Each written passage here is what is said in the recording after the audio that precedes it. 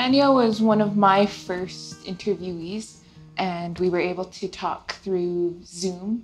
I think Tanya's was the longest interview I had. I think it was over an hour, just because she had so much to say about all of her beadwork pieces and how much history that she has being Cree, Blackfoot, and just kind of mixing all of her styles together. This little beadwork part was my favorite because she talked very highly about her grandmother. And I think this was a piece that her grandmother made, so she kind of kept it as inspiration for like Blackfoot colors and designs. So it's something that she's held on to for a very long time. That's so nice. Even within the first and the second one, you could see the difference with the florals and the geometric and the different uses of color. This one was used for her father's pipe bag, used for ceremonies. And I believe both of these were meant to match one another for him. So this medallion was for Siksika Health Services. If I'm correct, I believe that was just one of a few that she had to make for them, just with like the porcupine quills and the mixture of Blackfoot designed beadwork. So last April, Haley Heavyshield and Carol Williams went to the Glenbow Museum Archives, and they were able to photograph a lot of the archived beadwork that they have, and they had to wear like the gloves and everything to be very respectful of all the archives. And unfortunately, I wasn't a part of the project just yet. I joined a month later. And they were just photographing all of these different pieces for this exhibit, just to kind of contrast the original style of beadwork. And then that's kind of when I came in, where I did the modern aspect. So as an interviewer, I found it really interesting that I was able to see a lot of work from the past and see it in the future now, where a lot of it was still very consistent. And I hear and I see a lot of styles that you see 100, 200 years ago that are still alive today. And I think that's something that we'll see a lot of in your stuff as well. Something I really like about this one too is you don't see it much is the mix of beadwork and quill work. So something I like to do when we're looking at the archives is you can still see the original tags of who owned the beadwork and a lot of the sources. So it's not very often that you actually get to see the owner. And usually they have like their colonized name, where you don't get to see their Blackfoot name. And the source is usually like a trader, a settler who probably obtained these like through a trade, or there could be multiple reasons as to why that may be. But something I really liked about this one is there's like this weaving pattern. And I don't think I've ever seen that really over to this side. Something I really enjoy about these moccasins is the type of buttons they have to actually clasp around the ankle. Probably kept them in good shape, as opposed to having laces that likely broke off pretty frequently. And that's a very unique style. I don't think I've ever really seen that type of beadwork design used anywhere else. And it reminds me of leaves and branches. This photo I really liked as well, because it's very traditional Blackfoot woman. And even that type of style you'll see up here, that's something you still see to this day. And from what I can recall, those lines have significant meaning, even as far as like marriage and if they're taken, if they're single. And you see that a lot with women's traditional dancers, like in the back, in the front of like the beaded bodices they wear. And when I was talking with Carol, something that we really liked was these beads that hang down. And a lot of the times you'll see like thimbles as well. That's beautiful. So LouAnn was, I think, my third interviewee. Like a lot of the other interviewees, there's a lot of maternal inspiration about mothers and grandmothers, very much inspiring them to keep on crafting or teaching them how to craft. And here are some pieces that she's done. This one is a woman's traditional set where she took pre-existing beadwork and she was able to elaborate onto the leggings, the purse, the belt pieces, and she was able to kind of add like the Blackfoot usual design onto them to kind of make it look a bit more Blackfoot. And some of these, like these moccasins, I believe her late mother had done but wasn't able to complete, so LouAnn finished the other one just to kind of keep the pairing together. And she had this pipe bag, these moccasins, this little girl's shell dress. And again, you kind of see that line design as we've seen in that image. So something I really liked with LouAnn is her beading style is very geared towards ceremony. So I was very respectful of, we really didn't talk much about that in her interview because she didn't feel comfortable sharing that knowledge. But she was stating that she's less into orders and she is just beading for ceremonial purposes for our sun dance, and how knowledgeable she is about designs and colors pertaining to certain people and family. So I thought that was really interesting that she was able to, just know I'm talking with this family, so this design and color scheme I'll be using. My interview with Alexis was very casual because I'm very familiar with her, so it was very back and forth type of conversation. So she had a lot to share, and thankfully she shared a lot of photos throughout her interview. This purse was made by her uncle, and it was a reflection of this photo of Alex Hunt Sr. And in this image, it shows her daughter Tamia wearing her beadwork, Alexis's beadwork, and she was just kind of carrying on her mom's beadwork until she got bigger and she was able to make Tamia her own beadwork, as you see in image number 5. So Alexis had a lot to say about consistency with designs, where their new era of beadwork is going to be very similar to one another. So that's what you see in image number 4, as she's the household beader for her husband and all of her children. She kind of gets the say of what's going to happen, what designs will be used. And currently she made her husband Nugget Bull Bear new beadwork, and it matches the color scheme of her beadwork. So they have a couple matching beadwork. So when I was interviewing Alexis, we were talking about how she came up with her designs. And that's something that I talked a lot with all of the interviewees about. And she had shown me more images than this one about just, she would be relaxing on her couch and she would think of a design and just pull out a pen and paper and doodle something. And prior to this one, she had actually shown me something that she beaded similarly and she didn't like the outcome. So this is when this design kind of came into fruition. And then we kind of began talking about how what you plan initially isn't always going to be the outcome of what you're going to see on the actual beadwork piece. Exactly. So I think a lot of it is you have to trust the process, where if you have an idea or color is really set in stone, you might end up having something completely opposite. What I admire about Alexis is that she just beads for her whole family, and like you mentioned, she just has like a really consistent style, which is really nice. I think that's also really important because we'll see old photographs, and that's when you're kind of able to tell this family owns these beadwork styles, and you can kind of create those patterns of this family wore this style, these colors, and I think Alexis is doing a really great job at doing that for her own family. I agree. Are we done here? Kalli, would you want to share about these photos? So I remember when we were looking at all of the images and we were kind of grouping which ones we wanted together and where. So I wanted these two together, especially near this cradle board, because this area kind of had the maternal background with it. So in this top image, you see this mother holding her child in this beautiful Blackfoot beadwork cradle board. And something we didn't notice until it was blown up is you actually see a toddler standing behind her and you can just kind of see the arm. So I thought that was really neat because they had to be very smart about the way that they carried their children, because obviously there was no vehicles or anything. It was very reliant on horses. So something you would see a lot is they just pack them right on their back just for easier access for their children, less carrying, which I'm sure they had their hands full with so many other things. And then that's, again, you see this in this bottom image, Mrs. Russell and daughter Esther Russell. And I really like this one because it kind of has like the matching outfits for both of them. And they just look very similar with the braided hair, all of the beaded bodice, and what I would assume is some kind of glass bead. And like I had mentioned previously is the thimbles.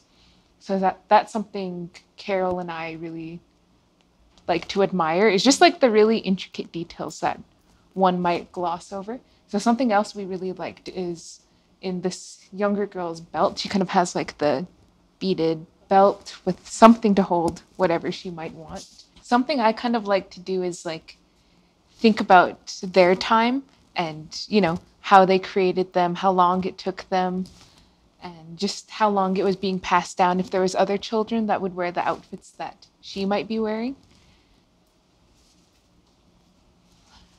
This is my very first interviewee, Torry Eagle Speaker, and unfortunately due to COVID, she was my only in-person interviewee as we live with one another, and it's the only safe way to do so. So I'll let Torry talk about this one. Well, first of all, thanks for interviewing me. It's an honor. So, just like I told you, you know, our grandfather, Ben Brewer, owned this buckle, and it's been handed down to me, which is a big honor. And I take a lot of inspiration out of it with the design and the colors. And then Mom beaded these hair ties for me when I was in juniors, so I would say around 10 years old. Mm-hmm. So as you could tell, a lot of my designs look very similar, or they're the same as these two bottom pictures where I draw inspiration from. However, this photo was a custom order, so they wanted certain colors and they requested like the horseshoe pattern around the border. And also this medallion here in the corner is an order as well, and that was custom, so they wanted this specific Blackfoot men's design. And as you could tell, I just kind of incorporated my style around the border, and I just let them do the rest, designed the rest, sorry. So something that I see a lot in your work, especially with like the moccasins, the medallion, and the border of these moccasins, how do you kind of know how to space out to make sure that it looks consistent and it doesn't look too close? And well, it depends on the size I'm working with, and like, to be honest, I kind of just eyeball it. I see if it works, I'll start on it, see if I like it. If I don't, I'll take it apart and redo it again. But for the most part, you know, I just kind of go with the flow. something we were talking about is you can only plan so much, and once it actually gets down to doing the actual beadwork, it might not turn out exactly the way that you had hoped for. And I even think that applies to when you're kind of doing the math around moccasins. Like something that we were taught is you can't always do everything so accurately with measurements. And we were taught alternative ways to ensure that it fits this custom individual's foot. So I think that's very neat. And that's how you help me with my moccasins, to make sure that they fit me only. So I think it's very tedious to see how beadwork is made for certain individuals. Yes. So this image, when we were kind of piecing everything together, I wanted to ensure that this one was beside you, because this is our great-great-grandfather, Yeah. Charlie Goodrider, and his children. So something that I really appreciated after looking with this one is our late great-uncle Pat Brewer has this very similar design in his men's buckskin beadwork. And if only we were able to see the colored version, who knows if the colors were likely even the same. So that would have been his grandfather, correct? Yes. So I really found this image really beautiful because there's a mixture of a lot of different things, and it kind of reflects onto this young girl's jacket. So you kind of see like the floral beadwork on his gloves and on His moccasins. his moccasins, and you see it on hers as well. So again, you kind of see that contrast of family designs being passed down to children, grandchildren, and they're, even if they're not identical, they're still very similar. So even with the belt, and something I've noticed even like throughout our walkthrough is the belts are very thin. I don't think that's really something you see too often these days, where they're a bit thicker. It's something I didn't pick up on, but that's interesting.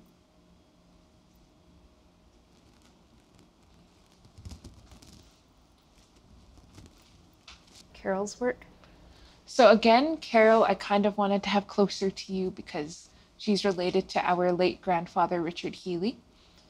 And something I really admired about Carol's work is, just like everybody else's, hers is very clean and very consistent. And something I really picked up on when I was interviewing her is just how much time she puts into each of her orders. So sometimes when you're getting an order from somebody, they might kind of take on too many orders and push them out as fast as they get them. But Carol's quite the opposite, where she'll take on a handful, take her time, and that's really reflected in the quality of her work. And she very much specializes in more of like a fashionable approach, I would say. Like she has very nice moccasins, jackets, and this is just a very sneak peek of the work that she's done. She's a very, very talented beadworker.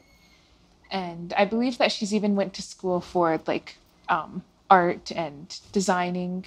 And she said that was very helpful for her beadwork as well, just to know how colors complement one another. And I think that's very important too, again, with knowing the knowledge of designs, colors, whether that's from a Blackfoot perspective or more of a modern take on art. So I believe in this last image, I can't quite remember how she obtained it, but it was owned by her grandmother, Louise Healy. So again, that's kind of how we view beadwork, is when you have something that you've previously owned from a grandparent that kind of reflects the work that you put onto your own work. And that's something that she said about her beadwork as well. That's what makes beadwork more unique. Exactly. I'll move on to this one. I think when we were kind of putting the photos together, Carol and I were just mesmerized by this bodice, just with like the bells and that different style of like, almost like a cross-stitch type of beadwork style. Again, like you really don't see it too much these days. And when you do, it's very categorized as like an old style way of, you know, dressing up, whether that's for traditional or fancy. And they have like those bodices that they wear. Yeah. And you can only imagine how much extra care they need to make sure nothing breaks. So I think that one was really interesting. And again, unfortunately, we don't see who owned it and why these colors are the way that they are. But I think it's such a beautiful layout. It kind of gives me like a quill work type of that's what I was thinking too.